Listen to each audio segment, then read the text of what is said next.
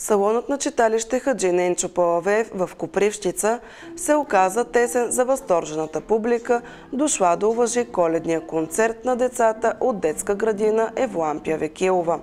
Малките палавници показаха завидни артистични умения, пресъздавайки образи на герои от български народни приказки.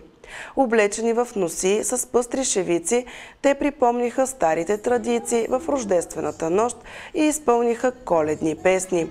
Мълчуганите показаха и завидни умения в изпълнението на народните танци.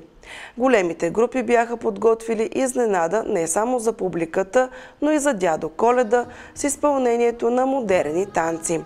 Това провокира добрия старец да се обърне към деца и публика на чист френски език. С много забавни моменти за изпълнители и публика, концертът достигна своята кулминация, когато дядо Коледа отвори големия чувал и децата получиха дългоочакваните си подаръци. В края на тържеството екипът от учители и директорът на детското заведение Пенка Иванова отправиха своите пожелания за здраве, благослов и дни изпълнени с доброта и чудеса. Днес пък дядо Коледа отиде отново при мълчуганите от детската градина, защото са били най-послушни през годината. За подаръците в големия чувал се погрижиха община Копривщица и руднично-преработващото дружество, опериращо край Мирково. Директорът на детското заведение отвори кутията за добри дела, извършени от децата, а дядо Коледа ги възнагради.